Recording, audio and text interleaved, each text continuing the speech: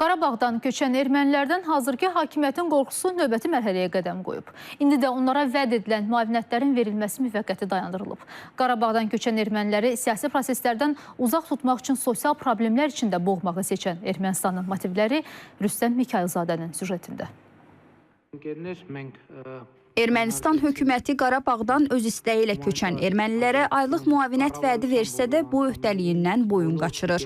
Belə ki, son 2 ayda Qarabağ ermənilərinə ümumiyyətlə məvacib yaxud müavinət ödənilməyib. Sputnik Armeniya Ermənistanın Əmək və Sosial Məsələlər Nazirliyinə göndərdiyi sorğuya cavab olaraq bildirib ki, təqaüd və müavinətlərin ödənilməsinə dekabrdan başlanılacaq. Sadə ermənilərlə yanaşı qondarma rejimin nümayəndələri də müavinətdən məhrum olublar. Maraqlıdır. İndiyədək hər il Qarabağa yarım milyard dollara yaxın vəsait xərcləyən İrəvan indi onların sosial vəziyyətinə bu qədər biganə yanaşır.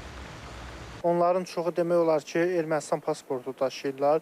Hüquqi cəhətdən onlara qaçqın adı vermək olmaz. Həmçinin Ermənistan hökuməti bununla Qarabağdan köçən erməniləri sosial sferada sıxmaqla bir növ onların siyasi proseslərə qarışmasını da qarşısına alır. Çünki Ermənistanda növbədən kənar parlament seçkiləri gözlənir gələn il.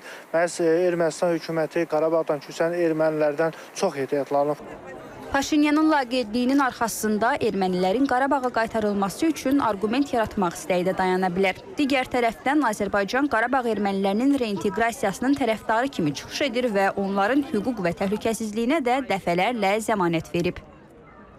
Əgər ermənilər köçüb getməsəydi könüllü surətdə Azərbaycan reinteqrasiya proqramını açıqlamışdı və onların təhlükəsizliyi konstitusiya çərçivəsində təmin olunacaqdı. Ermənistan əhalisinin də bir növ Qarabağdan köçən ermənilərə özgə kimi baxırlar. Amma göründüyü kimi Qarabağ erməniləri Azərbaycan vəd olunan, hətta tətbiq etdiyi reinteqrasiya prosesinə qoşulsaydılar, əlbəttə ki, Qarabağdan ermənilər belə bir çətinliklə, problemlərlə üzləşməzdi.